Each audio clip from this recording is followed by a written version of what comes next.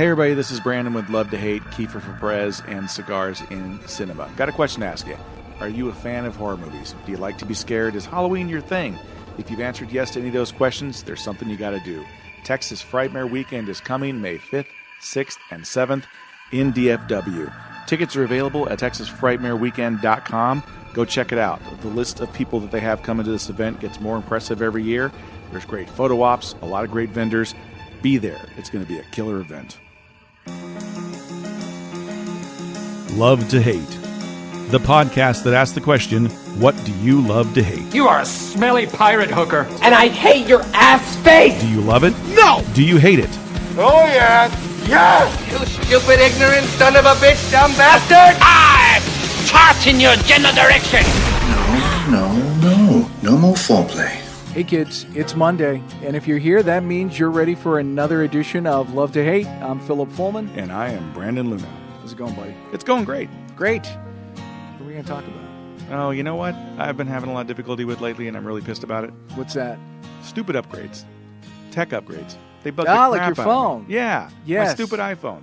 I've had this iPhone for, 2 years? Which I guess is a year longer than they want you to have them. Yeah, I was going to say, that's... And they constantly make you update stuff, and it seems like every time they update something, it not only fixes one thing, but makes 5 other things not work right.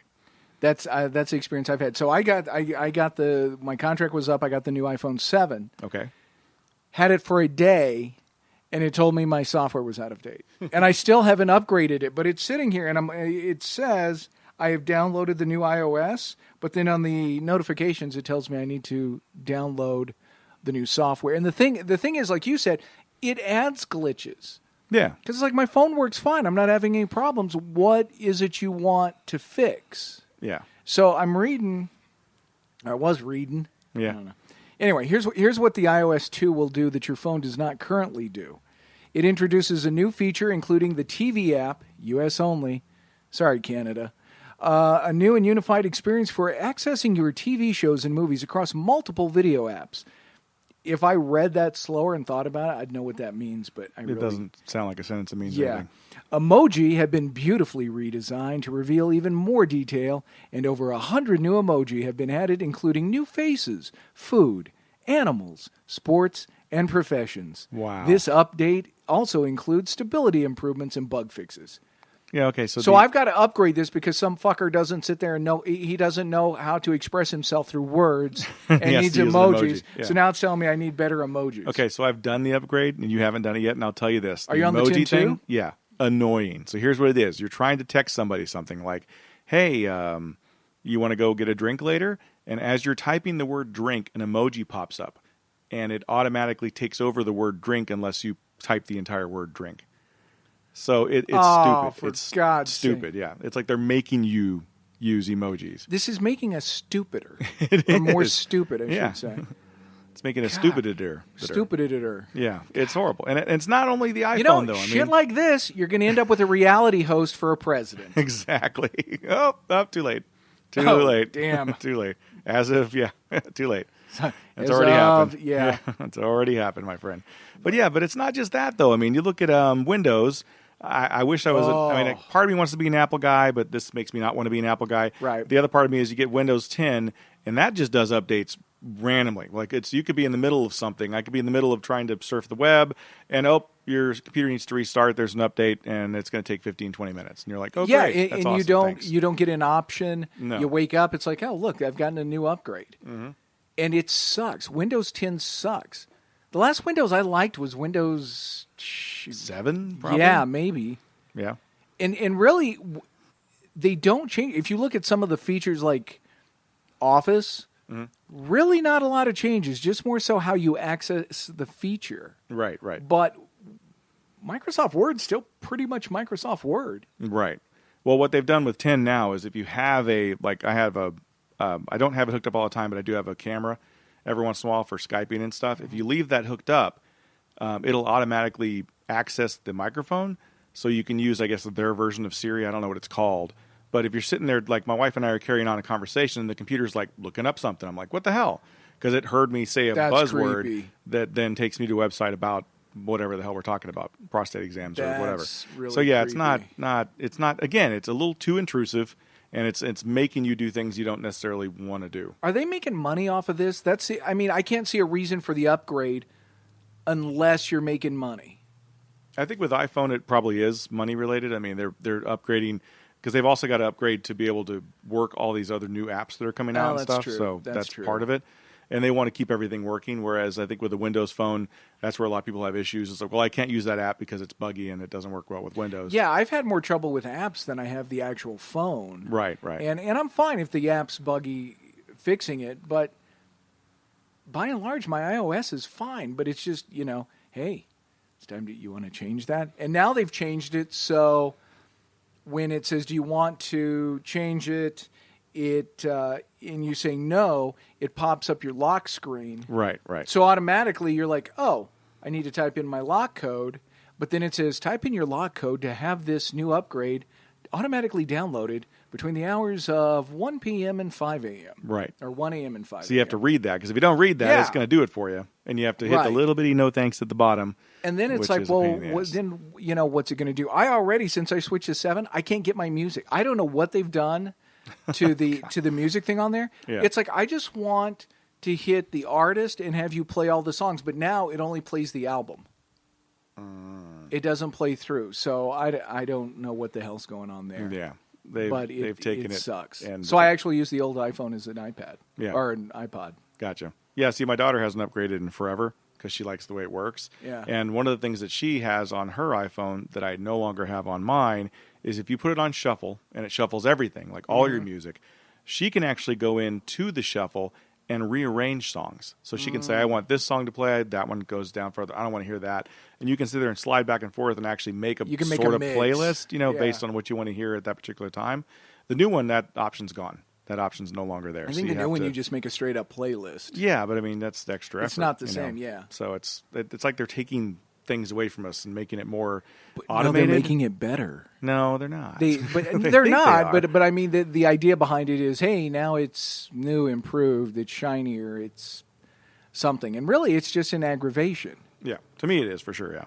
Yeah. At the end of the day, I just need it to really contact people. I need to either call or text. That's pretty much it. Yeah, but they've taken it and made it into this whole, the smartphone era of things, is that everything is supposed to be easier, but really it's just taking more control away from us and making it more in their hands, which I don't like at all, personally. I don't either. So I don't know. Tech upgrades are a pain in the ass, man. And that's friggin' hey, look, Airwolf. it's Rick and TC.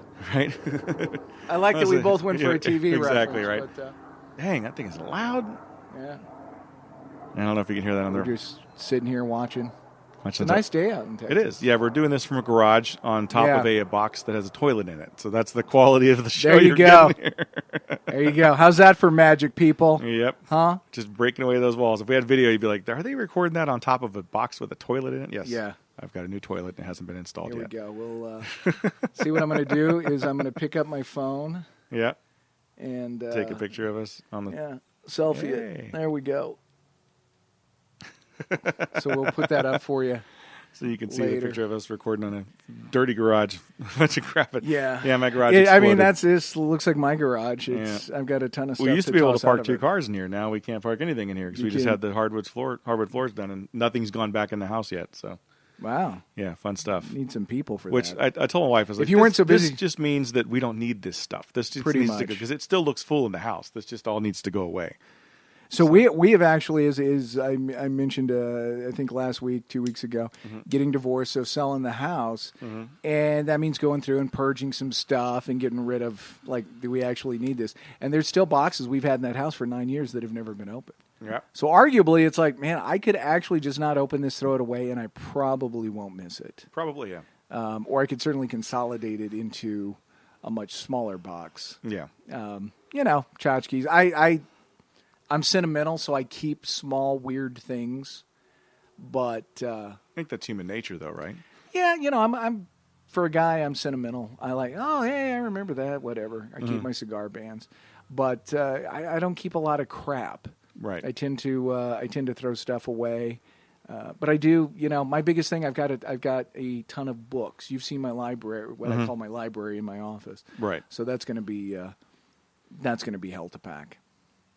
It will. It will. And they're heavy. Books are heavy. They are. So you got to do a bunch of small boxes. Yeah. Which is kind of a pain in the ass because it's like, I could fit this in 4 large boxes. Right. But then it's like, who am I going to get No to one's going lift to move it? that. Yeah, right, nobody's going to. Because we're old. We get other people to do it. Yeah, exactly. So it's one of those things where I'm going to have to do a lot of small boxes. Why don't you, instead of that, just go get digital versions of all those books and you can read them on your iPhone? No. No? You're not a digital book guy? I hate digital books. Yeah. I will say this. It's the whole lemons from lemonade thing. If it means a kid is reading or if it means somebody is reading a book, I am all for it. Anything to get you to read. But for me, it's a tactile experience. Yeah. I like the smell of a book. I like turning the page, the feel of a book. That to me is more comfortable. I don't. If something's too long on a phone or an iPad, I lose interest. Yeah. My eye doesn't follow it. I don't see it as well. I don't like it. But I can read it in print. Mm-hmm. There was something I had read. They were saying iBooks are actually not good for reading yourself to sleep because of the light. Yeah. That it's telling your brain to stay awake, and also from a memory standpoint, that you don't recall where you will find things in a book. Like for me, if I'm like, oh wait, this character said something. What was it? I remember, okay, I was about a quarter into the book, and it was the upper left-hand page. Right. So I can kind of thumb through till I find it. But on an ebook, you can't find it because it's just page after page after page. Yeah. I've read a couple of short stories on ebooks, but it's just not as enjoyable an experience. I agree. To be fair, my only 2 books were first published as ebooks. Yeah. But that's because it was free. Right. Yeah, for me to publish. I didn't give the books. Well, I kind of did give them away, but it was free to do, so it allowed me to do that till I could go. It gave me enough money I could go print them as chapbooks. Enough people were kind enough to buy them. I could then go print some chapbooks, which I preferred because the formatting was never right in the correct. Digital, yeah, from device to device. Yeah. So the most I ever got into the digital book was when they first came out with the Kindle. It had that, it didn't have that digital backlit thing where it looked more like a white page, they called it. And those were okay, but I still never liked the way you had to bookmark. I could never figure it out. It never worked right. Yeah. And again, I feel like I can keep track of a book better when I'm reading it in an actual book form. I know how much I have to go, how much I've done. You get more of a sense of accomplishment. Like, oh, wow, I've read half this book just in one sitting, Well, and when you're like, oh, my God, what's happening?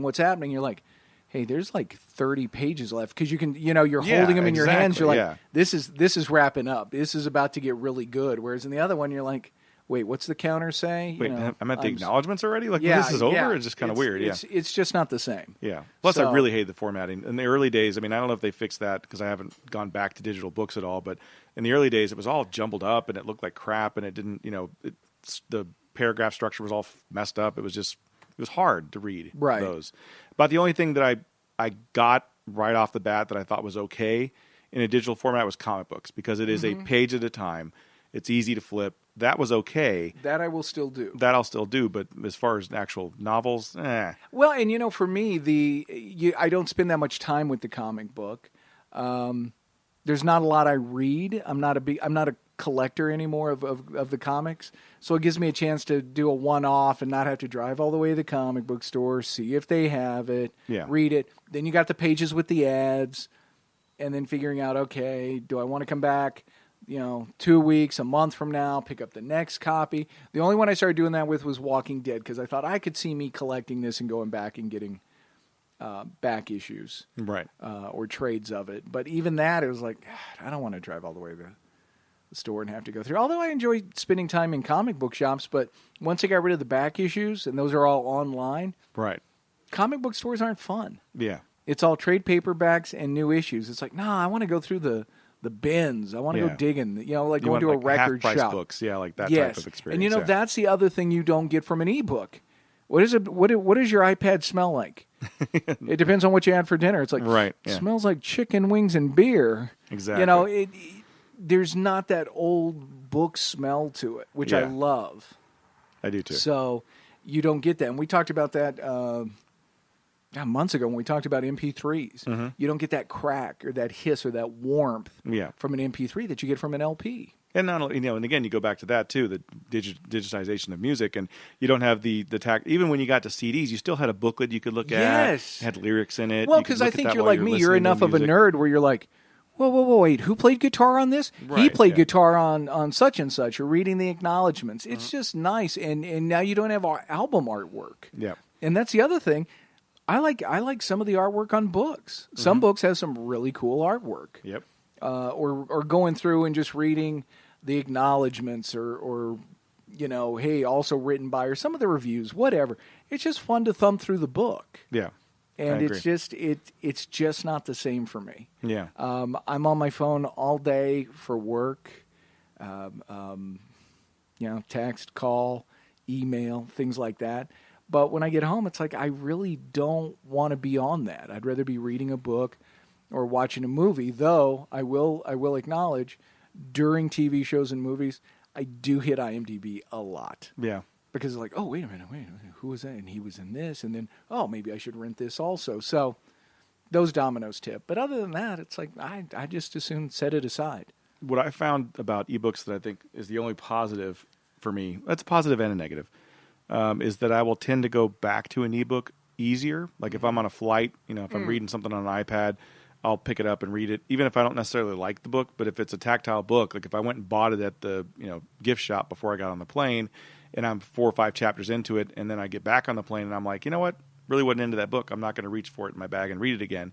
But if it's on the iPad and I'm going from playing poker to reading, I'll go back to it again and probably read more of that book, even if I don't like it, just because of a convenience type thing. Well, and you're not lugging around, Yeah, exactly, yeah. 4 or 5 books that are weighing down your suitcase so they can sit there and say, hey, you're overweight. Yeah. Now you got to pay extra to get your bag on, provided your bag's free anyway. Exactly, yeah. Usually they'll charge you for that. So there's that convenience. You can load it up, walk around with. You could probably put almost all the books I own. Well, no, that's a lot. You could put a lot of the books I own on an iPad, depending on the amount of memory it has. So they'd be right there. But it's like, but I don't own anything. Right. I like owning things. I think that's something that people don't think about as much. The fact that most of our history now is digital. Yes. And what happens if, God forbid, for something happens and they zap out all the internet or something? One of those EMP things happens. Where's our history at that point? Where's where we have to go back to books? Where's your bank account information? Yeah, exactly. You're screwed. All that stuff is gone. Your music's gone. Your all the internet access is gone. No more books. No more this. No more that. I don't know what it's like to go to college nowadays. Do they still have physical books, or do they just get digital everything? It's up to the student. Sometimes some of the books are electronic, and they can do that. Rent the book for the semester. Right. Some of them still get the physical book. Some you can rent, and of course, there's the old, go buy the used book, which moderately cheaper. No, when I start selling used digital books that have been marked up already and everything. Yeah.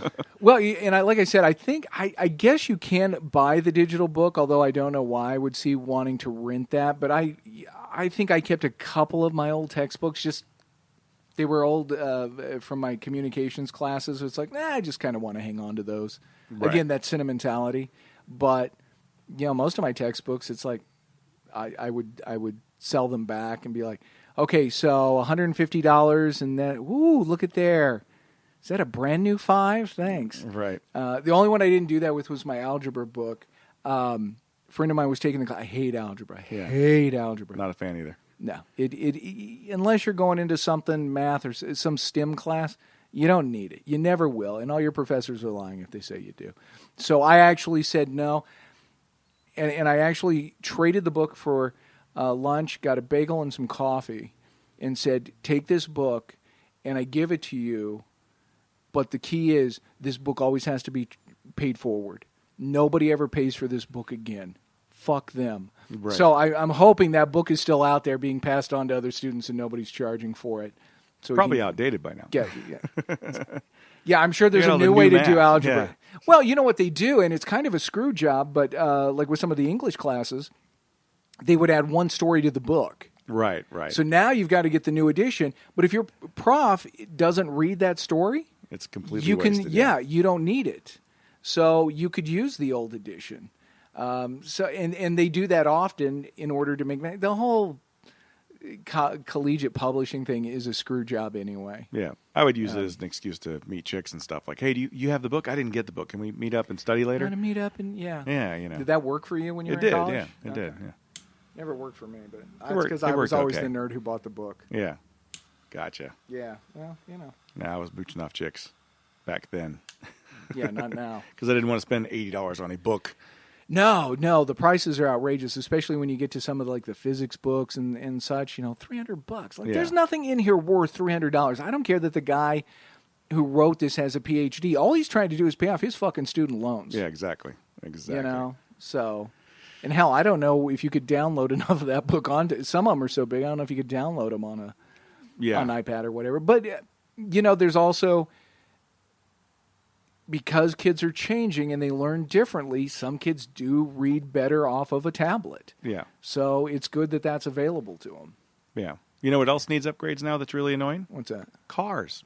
Yes. And you go take your car and it's like, I've got to do an update so your speedometer works right or what. I'm like, what the hell? Like, what? Yeah. Why does my speedometer? Why is there a computer in my car? Right. And that is what I loved about having the Firebird was it was a machine. Yeah. It was a motor. That's it. Nothing else. There was no computer to upgrade. You needed to fix the speedometer. It was a cable. Yep. It was nuts and bolts and wires. That was it. A machine. Now you got computers in cars like this Toyota Prius that just pulled up. That thing is a computer on wheels. I mean, you can't do anything to that car without something jacking up, and you have to take it to the dealer. So they tell you now, don't even tinker with that. Don't change the oil. Don't do anything because and that's part of it is because now you're stuck going to the dealership and paying for the $70 oil change as opposed to taking it to wherever. Yeah. That has the word fast or pronto in it, and getting the $40, $30 oil change special. Mm-hmm. So yeah, it's a screw job. It is totally a screw job. Yeah. Yeah. I had a old Ford Escort that I bought. Needed a car badly. Bought this Ford Escort, and then it would never work. It was always dying on me. Couldn't figure it out. Mechanic all the time. Alternator, starter, alternator, starter, battery, all of this. Till one guy goes, "Oh yeah, they put the wrong computer in." I'm like, "There's a computer?" What? I'm like, "It's an '89. Why is there a computer?" And then they put that in. Car ran like a dream. That's crazy. I'm like, "Why is there a computer?" Yeah. It doesn't need one. Just make it go. But again, part of it is probably EPA standards. Mm-hmm. It's got to, I had on my truck, the transmission sensor went out that is a chip that's screwed into your transmission case. Wow. And you have to pull that out and all this transmission fluid leaks out and then you got to screw the new chip back in because it helps regulate something. Like, how did people do it before? Right. Before there was this chip, how did my transmission work? Right. Why do we need this? Yeah. So there's all sorts of crap like that, but I'm sure a lot of it is, hey, it regulates your gas mileage. Now you get better gas mileage because it knows, right now he's looking at his phone, so he's not going as fast, so I'll drop it down a gear or some stupid shit like that. Yeah. So I'm sure part of it has to do with the environment, but the other part, if you watch the commercials, is now your car has connectivity. Well, that's great, because I really need this guy fucking surfing the web while he's in traffic. Yeah. Well, not only that, but the danger zone for me is that now they've got cars that will brake automatically for you if you're not paying attention. Yes. So that just tells you right now we shouldn't have to have that. Right. The reason they're doing that is because too many people are screwing around their phones instead of paying attention to driving. And if you rely on that, don't worry, I can go 80 because it's going to stop for me. Right. What happens when it doesn't? What happens when that chip burns out? Fails? Yeah, then you're hosed and 5 other people because you got in a wreck. For me, I wouldn't trust it. No. It's like, well, wait. What if it breaks when I don't want to brake? Then what's it do? What if it screws up and it doesn't read the road correctly and it breaks? Right. And now it's supposed to parallel park for you. Yeah. That's a rite of passage. It is. You go take your driver's test. Yes. So now you've got your car thinking for you. And maybe it's the nerds who grew up watching Knight Rider and idolizing it like, ooh, the car does everything. It's like you have one job. If you have an attention span that cannot last between point A and point B, then you shouldn't drive. Yeah, no kidding. You have one thing. Just pay attention. That's it. I blame MTV for all this. Yeah? No. We talked about that before, though. It does. The quick cuts of the videos change the attention span. You can only the visual image flips so much, and if you look at TV shows, I forget what it was. The TV was left on, and there was CSI Miami. I'm like, all right, I'm just going to sit for a minute. I got maybe 3 minutes in. First of all, they go from the police station where Caruso makes some pronouncement like "Go get him" or some shit like that. It's very wooden. It's delivery. Then it's a clip of the police car speeding along in Miami down this bridge over the beautiful water, and then they're at the location getting out. Like, what the hell? It's just boom. And then it cuts from them getting out of the car to them in the building. Yeah. And it's like, what happens to kicking the doors in? And there's no, it's like, no.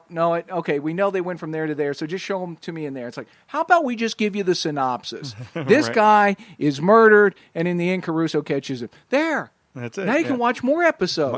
CSI Miami in 30 seconds. It was horrible. Yeah. So there's a new show that just came out called Taboo that Tom Hardy wrote and produced. It's on my DVR, and I don't know why. So, good show. Watch it. And one of the things I noticed about it was it kind of goes against the grain of that type of filmmaking. There's scenes in there where he literally walks out of his house, walks down the street, walks through some stairs, walks in and talks to somebody. And I'm like, that's a lot for nowadays. I mean, that's a lot of information, but it does lend to the atmosphere of it. It does, it shows you that, they do really good set design, and there's people and this place is lived in, and, this shows you how close he is to the danger and everything else. Yeah.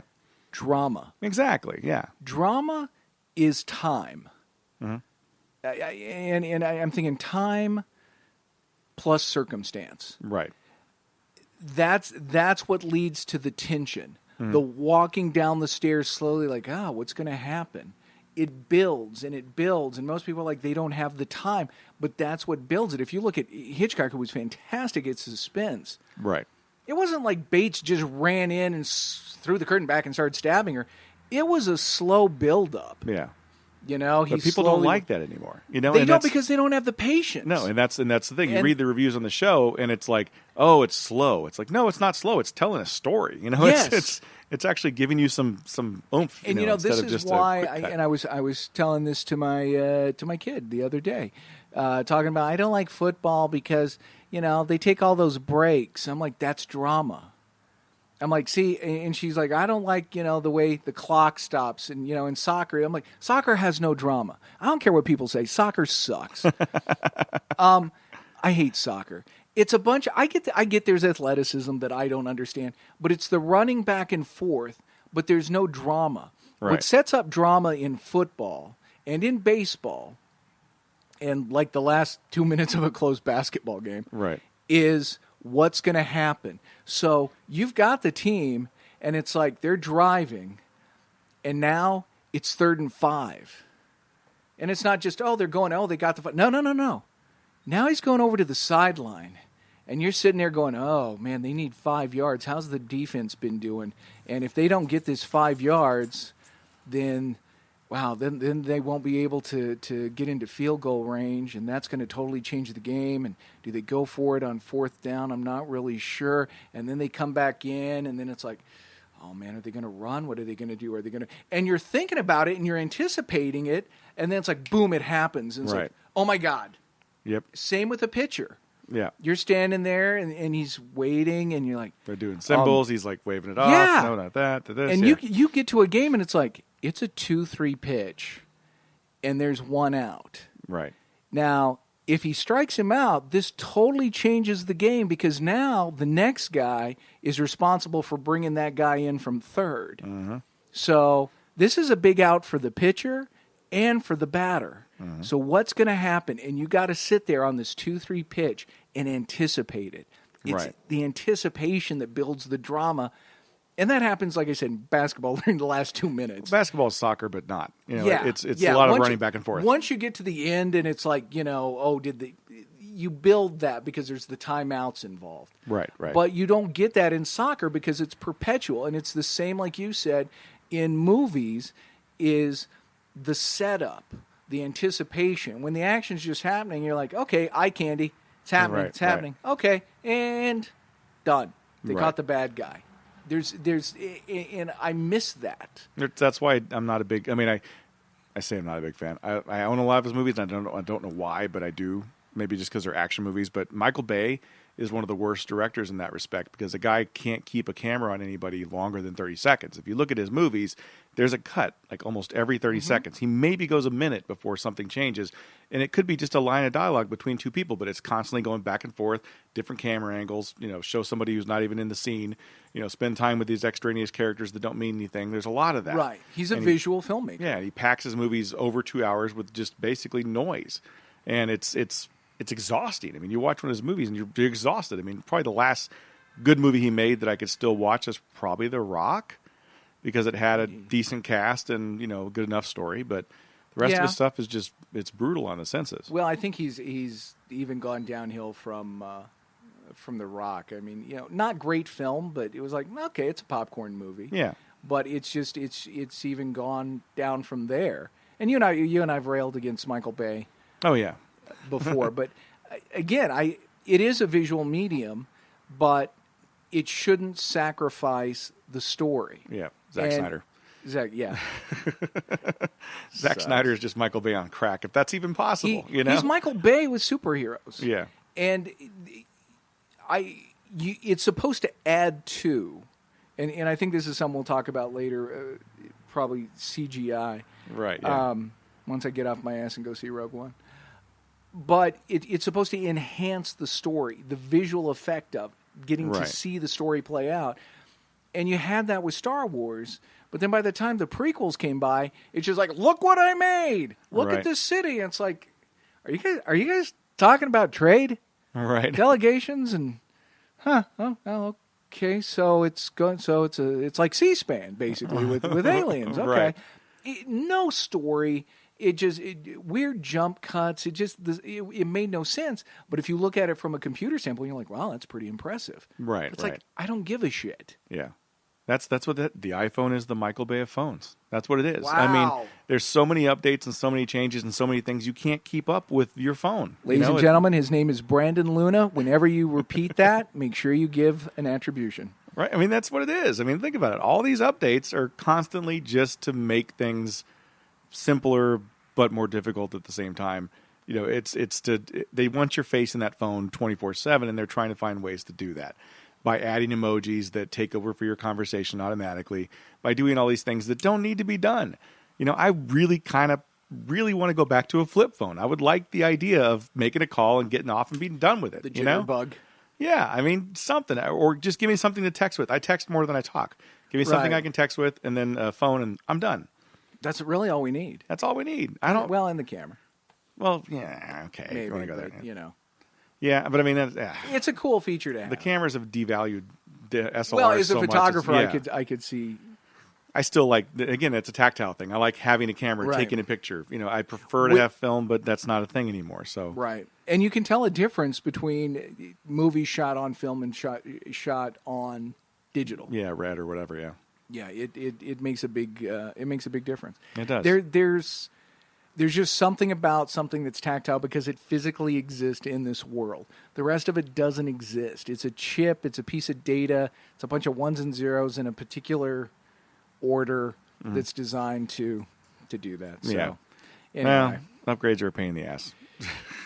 Apparently, you and I need upgrades because we're a couple of old men. Right. I sound like Andy Rooney with better eyebrows. You know well, what I hate? That's because you manscape. I do. But dude, you'd totally be Thufir from Dune. You'd have those giant. I am at that age where the eyebrows are. You got to control them, or they'll take over. We're gonna have to talk about the manscaping. I've got the little eyebrow thing. I can never find one that doesn't just cut them all the way off. The ear thing is my biggest. I just ear love to hair. hate manscaping. That's coming. Love to hate manscaping. Tune in, kids. We'll be talking about it. Hey, you've spent another roughly half hour of your life, hopefully not looking at your phone, listening to Brandon and I, or hell, maybe you've been listening on your phone, in which case we thank you. Either way, we love having you a part of it. If you want to check out old episodes, where would they look? You go to iTunes, you can go to iHeartRadio, Spreaker, and you can always catch us on YouTube as well. And all right. Don't forget to send us those ideas over at the Twitter feed. at Love to Hate Pod, or you can also email us over on the Facebook page. Sounds good. Take care, kids. Take care.